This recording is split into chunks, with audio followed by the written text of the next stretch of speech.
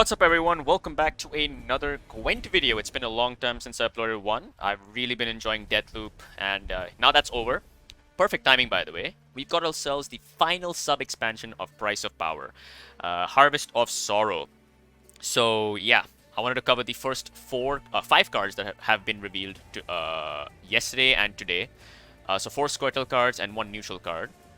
And I also want to give my general thoughts on 9.3 and how I'm going to tackle Gwent content. So, first things first is how I'm going to tackle Gwent content. Gwent is not going anywhere. It is the only card game I enjoy, currently anyway, and it's a super fun game. I really love the universe, I love the gameplay, great stuff. But there are going to be dry periods where I think the meta has not changed enough. For example, 9.3. Or I just don't enjoy the decks that are present right now. And also, because I also enjoy playing a lot of single-player games like Deathloop, and today Kenna Bridge of Spirits also came out, which I will be playing on my channel as well, so I'm going to focus on them more than Gwent. But you know, with the new sub-expansion, obviously more content from me with Gwent, so get excited for that. Alright, let's jump into it. Harvest of Sorrow. Harvest of Sorrow is... Actually, you know what? Before I start this, I want to give my quick thoughts on CDPR's current track record when it comes to patches and new card releases. It's a very obvious cycle now. CDPR release a bunch of cards which are quite overpowered, and then it'll take them a whole month to nerf them. And by that time, a lot of people are going to be frustrated by how prevalent these cards are. For example, Bloody Mistress, Mamuna, Self-Eater. And, you know, it's a fair assumption that, you know, I think CDPR needs to be faster when it comes to their patches. I think we need to have a mid-month patch every month. And not just a hotfix, but a decent enough patch that makes the obvious changes, you know, makes the required changes so that the meta doesn't become so stale. The fact that Syndicate has been, you know, one of the best factions in the game for now, the 4 or 5 months now, is not a very good sign, right? Again, I'm going to say this, I do not mind a card coming out overpowered or underpowered. I don't mind it at all. I think it's fine, you know. The testing environment in CDPR is going to be much different to a, you know, thousands of players having access to the same card. I get that.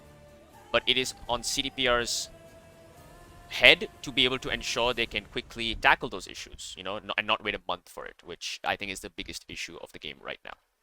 I love the 2-month cycle of expansion. It keeps it exciting and fresh. I love it. I think it's great. Anyway, with that preamble out of the way, let's jump into Harvest of Sorrow. Harvest of Sorrow is Gwent's last expansion from the Price of Power set. It includes, as usual, 26 new cards, 4 cards of each variety, so 1 legendary, 1 epic, 1 rare, 1 common, and 2 neutral cards. October 5th is the date, so get excited for that. They also revealed the leader skin that you are going to be getting if you pre-order the expansion pass, which is actually the Witchfinder, which is something I predicted. A lot of people thought it was Vilgefortz. The first time they revealed this like silhouette, I knew it was going to be Witchfinder. Even though it doesn't match the original silhouette, I just thought it kind of makes sense, you know. So I think it's decent. I think people are going to pick who have this are going to be happy to have a bounty leader. She is not exclusive to Syndicate, by the way. You can use her in Squirtle, in Nilfgaard, in Northern Realm, so you can do that, which is going to be a bit weird if you use like an NR mage deck and run her as a leader, you know. Thematically, it makes no sense, but anyway. Harvest of Sorrow. Summer is moving on in the Valley of Flowers. The days of joy and carelessness are over. The cruel winds are blowing from the north, and with them comes the smoke of the fires, burning and echoes of the armies marching. The last vestige of hope remains with those who survived the slaughter and fled the battlefield to fight another day. Their wounds will heal, but the sorrow will remain with them forever. Take part in the decisive battles between all factions raging all across the continent and reap your rewards. The harvest time is upon us. Alright, and this time we're starting with Squirtle. Excuse me. So what's interesting is the arrangement of the card is kind of weird. So usually legendary is here, then it's epic, then rare, then common, but I don't know why it's like this. We're starting off with Squirtle. Conserve the fruits of your labor to reap the benefits later. Let the harvest be bountiful. Let's go. So Squirtle for this sub-expansion is focused completely on Handbuff, and I think that is awesome because Handbuff was actually my favorite archetype from Midwinter Gwent. I loved Handbuff then. It was my favorite deck to play, and it was also super fun and strong. Let's start off with the rare card. This is Bountiful Harvest. It is a nature card at 6 provisions. So this is the second 6 provision special card for Squirtle, the other one being Orb of Insight. So that is relevant because we obviously know Whisper of Dolbethana now has a sorry, not Whisper. Sorceress of Dolbethana has a chance to actually show this now if she's at 6 or more power. It's a nature, so it synergizes with Nature's Gift. It can be replayed with Forest Protector. It can be tutored by Foff. Create and play a bronze Dolbethana elf. Then, depending on the position of chosen unit, boost the leftmost, random, or the rightmost unit in your hand by 2. Never have we tilled nor torn up the land, unlike you Dwan, with your hoes and plows. You wrest bloody tributes from the Queen of the Fields, while we celebrate her every gift. This artwork was actually revealed prior to the release of the second expansion, Thanid Ku. So this is actually a very old reveal, the artwork at least. And it looks gorgeous, by the way. I love it. I'm going to actually zoom in. There you go, so you can see that better. So yeah, let's see. First thing first, it's create and play a bronze Dolbethana elf. So, let's type in Dolbethana. I don't know why Skellige was there, but So, currently in the game, there are 6 Dolbethana elves, for bronze elves for Squirtle. You have Dolbethana Archer, which is not a bad option. It's a 7-point card. This is a Sentry, good for movement decks. Obviously a fantastic card. Obviously a fantastic card if you have a lot of special cards. Decent card can play for a 6, and a decent card can play for 6. So you have 6 options. It's create and play, which means you'll see 3 of these, and you can choose to play one. Now, depending on which card you choose, so if you choose the leftmost card, then the leftmost unit in your hand will get buffed by 2. If you choose the middle card, then a random unit in your hand will get buffed by 2. And if you choose the rightmost card, the rightmost unit in your hand will get buffed by 2. So an interesting way to kind of have a little bit of control when it comes to the hand buff.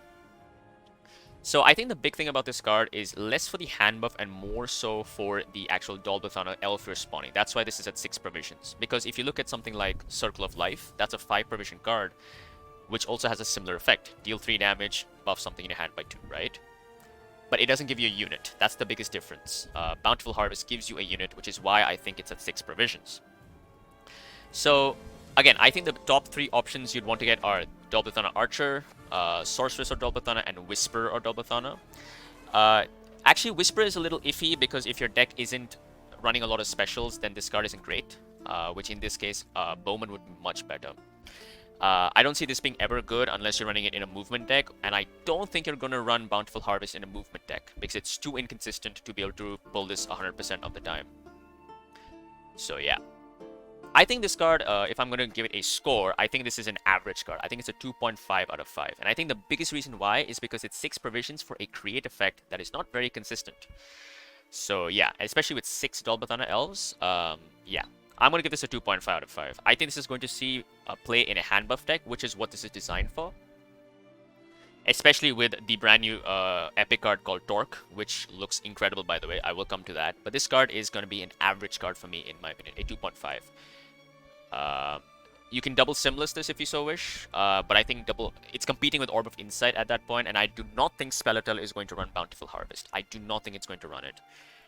Does Symbiosis run this? Maybe. It's a nature card, but I mean, they don't really benefit from any of the Dolbethana cards, and Symbiosis is pretty well, you know, the deck is already pretty well crafted at this point. So I think this is a 2.5. I think it's an average card with a fantastic artwork. So yeah, that's my opinion on this.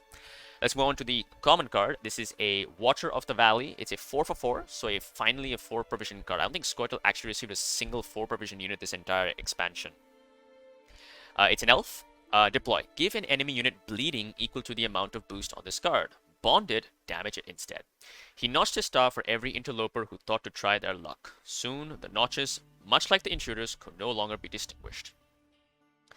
As far as artwork goes, I think it's kind of eh. I'm not a huge fan of it. It looks very generic. Like if you type in, you know, Elven Warrior in Google or Pinterest, this is probably what you'll get. It looks very generic to me. I think Bountiful Harvest looks so much better. But I digress. Another hand buff synergy card. So the first one you drop is going to give bleeding equal to its how much it's boosted. So if this is boosted by 2, it's going to give 2 bleeding. So I think this card is a little iffy. The reason I say this is because right now, there's not many ways to control your hand buff. You have few options like Itleen, who did get buffed in the last patch. You know what? Let me just quickly. Can I search Handbuff? No, I can't, right? So Italy, right? This card got buffed to 6 power. It can boost something in your hand by 4. But are you really going to use her effect on a bronze? I think you're much rather use her on something like a Glaze, Sheldon Skaggs, or Filavandrel, who I will come to, by the way. You also have Smugglers, Hawker Smuggler. Now this card makes sense in a hand buff deck. It's a very good card for that deck. And then you also have Dunka, another phenomenal hand buff card. And of course you have 2 Circles of Lice, but also you have your Stratagem, Enchanted Armor. Boost a unit in your hand by 3 and give it 2 armor. So, you know, if you have no other option, it's not bad using it on this. The Bonnet effect is if you play a second one while the first one is on the board, you damage a unit, an enemy unit by the amount it's been boosted. So it's essentially a Sheldon Skaggs at that point, the Bonnet card, right? So, oh, by the way, I actually forgot to mention, we have Saboteur, is that what it's called? Yeah, there you go. Ryehead Saboteur. So boost an elf in your hand by 2. So maybe this might see play now. It's still, I think, very low tempo, right? A 3 for 4 is not the best. But, so yeah, I think this card is, again, another average card. I think it's another 2.5. I think the biggest problem with Handbuff is the order of play. If this thing is boosted by 1, it's not great. It's playing as a... You're dropping it on the board as a 5, and you're giving something 1 bleeding. So it's a 6 for 4. But keep in mind that the Handbuff should not be counted into the value of this card, because that Handbuff came from another card you played, right? So I think Watcher of the Valley is another average card. 2.5, I think, maybe even a 2. I think it's below average. I think it's on the weaker side, in my opinion. The reason I'm going to give it a 2.5 though is because of Torque, and I think once you see what Torque does, I think this card becomes a lot more interesting to play. Also, the Bonnet effect is interesting because the neutral card actually synergizes with the Bonnet card, so keep this in mind. I'm going to predict this right now. I think every faction in this sub-expansion is going to get 1 bonded bronze card, just because of the neutral card that was revealed. Alright, let's jump on to the epic card. Not the legendary, let's jump into the epic, and that is Torque. I think that's a satyr. I don't know if the Torque is the name of this thing. It looks like a satyr for me, though. Anyway, 4 strength, 8 provision, epic card. It's a relic. Whenever this card is boosted in your hand, boost a random different unit in your hand by the same amount. Devotion, this card always starts in your hand. Where an elf cannot go himself, he sends a devil. This card is incredible. I think this card is fantastic. This is one of the best devotion payoffs for Scoia'tael right now in the game. I think this is awesome. Let's look at devotion, right? Let's look at devotion. Oops, that's not devotion, it's devotion. Devotion, there we go. Faction, I want Scoia'tael. Alright, so you have 4 cards that have devotion payoff right now. Ethnes is okay. Eldane's is really bad. Frexnet is pretty decent, and this is actually you'll only run this card in a devotion deck. But even its devotion effect is kinda eh. So it's good to see this devotion effect, and this is a phenomenal effect in my opinion. I think this is a fantastic effect. This single card makes Handbuff an actual viable and potentially strong deck. The reason for this is because every time this card gets a boost, it will boost a random unit in your hand, right? And because of devotion, it's always going to be in your starting hand. I wonder if it's always going to be on the left side. I don't think so. I don't think it's like Sunset Wanderers in that case. I just think it's going to be in your hand for sure, as long as you're devotion. And this is the reason why I think Wash of the Valley is going to be run. Other cards like Elven War Dancer, I believe it is. Yeah, this card also will see in play potentially. You know, 3 for 3, that's when it's boosted. Not bad at all, right? You also have cards like, again, Doll, Blathana, Sorceress, which loves to be boosted. Not only is it more difficult to kill, but it's also going to give you more options. I think this card is phenomenal. I think this effect is so good. And it's also not a risky card to play because it needs to be in your hand. So you just want to, you basically want to play this as late as possible, and you're good to go. Another thing is you can run this in a Harmony deck. This is a relic for Scoia'tael, something you don't see, if I'm not mistaken. Yeah, Scoia'tael has no relics in their deck right now that's not a faction-locked one. So Harmony would also love this card, right? I think you run this in Harmony as well, because Harmony already runs Dunka and Hawker Smugglers, because it's a Dryad and humans. So if you buff this, if you get some buffs, not only are your engines protected, your engines are going to be protected, but you're also getting a Harmony proc from a relic. I think this card is fantastic. I'm so excited to play Handbuff now. I love this card. This also makes a Glaze deck potentially even better because a Glaze can get a random buff if it hits Torque. So let's say you have a Hawker Smuggler on the board and you have Torque and a Glaze in your hand. If Hawker Smuggler hits the Torque, there's a chance that the Torque will then hit a Glaze. If the Hawker Smuggler misses the Torque but hits the Glaze, you're not complaining. This card is great. I'm going to give this card a 4.5 out of 5. I think this card is phenomenal. I love this card. I love this design. I think it's awesome. I love this devotion. I think this is the kind of devotion we need. And I'm so happy Squirtle finally has a phenomenal devotion effect. I think this card is awesome. I cannot reiterate, guys. It's awesome. It's awesome. It's awesome. I'm so excited for this one. And finally, our legendary card for Squirtle is Filavandrel and Fidel himself. Another leader card art that has returned to the game in all its gorgeous glory. I love this card art. It's so good. Filavandrel is an elf, 4 strength, 12 provision, legendary card. Deploy melee, create and play a Squirtle special card with a provision cost equal to this unit's power. Deploy ranged, create and play a Squirtle special card with a provision cost equal or lower than this unit's power. He has his pride, the pride of someone who has never had to bow.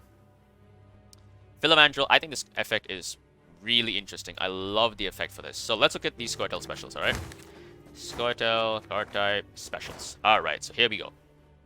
We have 1, 2, 3, 4, 5, 6, 12, plus 16 specials to choose from, with the highest ones being at 12 provisions. So, if you want to hit, for some reason play Water Broccolon or Yorvit's Gambit, you have to buff this guy by 8. Is that easy to do? With Torque, it can be easy. You also have stuff like Enchanted Armor if you're going blue coin and if he's in your hand. You also have stuff like Invigorate. Invigorate gives you 2, you have Invigorate right here. Boost 5 units in your hand by 1, which means you can buff Filavandrel by 2 with his leader ability. Italine boosts Filavandrel by 4 immediately, and that puts him at 8. So what is at 8? You have Icingman's Council, a fantastic card. This card is fantastic. Very good option with with Filavandrel. At 10, you have Call the Forest and Novigradian Justice. 10 is a little tricky. You need to buff him by 6. It's not impossible, but it's not bad at all, right? Like, if you're running Filavandrel, you're obviously going to run Torque to maximize the chances of you buffing Filavandrel, right? So Filavandrel's value doesn't come from how much he's going to drop on the board for. I do not ever consider the Handbuff value on the card itself, because Handbuff is obtained from something else. So your value of Filavandrel comes from 4 plus whatever you're going to play, whatever special you're going to play. Now, I think the best special to play is probably Council. It's not as hard to get. Compared to Call the Forest, because it's 2 provisions cheaper, and it also buffs something by 2 your target, right? This can target your Gord, this can target Dunka, this can target your, what is another Handbuff card? A Glaze, your Sheldon Skags, you know, a lot of good options there, right? You don't mind playing Orb of Insight, it's carryover, it's not a bad card at all, and it's not even difficult to get Orb of Insight. A single double leader use will get you Orb of Insight immediately. What else is there? A single Circle of Life will get you there immediately. Not bad at all. So I think Filavandrel is a good card, but I don't think he's a fantastic card. I think at 12 provisions, he might be a tad expensive. I would say maybe 11 provisions, he would be a very good card at that point. So if I had to score Filavandrel, I would say he's a 3.5. I think he's above average. I think he's a good card. The only reason I'm a little iffy is how consistent are we going to be able to buff him. I'm going to hover between 3.5 and 4. Just because Torque exists. If Torque did not exist, I think Filavandrel will actually be a 3 out of 5 card. The fact that Torque exists, I'm pushing him to 3.5/4, like 3.75, I guess, if I want to become really specific. So yeah, I am very happy with the reels here. I am super excited, mainly because Torque exists. I love Torque. I think this card is so good. Oof, I love this card. And it makes Handbuff a viable strategy, you know? You run Invigorate, you run stuff like, you know, what are the cards that want to be buffed? Let's just go to Squirtle. What are the cards that love to be buffed? Let's go. A Glaze, obviously Glaze. You know how much I love a Glaze. So a Glaze is one card that loves to be buffed. We also have Sheldon's Shiru. Shiru is interesting, but I don't think he's going to be a big love fit. But Sheldon Skags loves to be buffed. What else?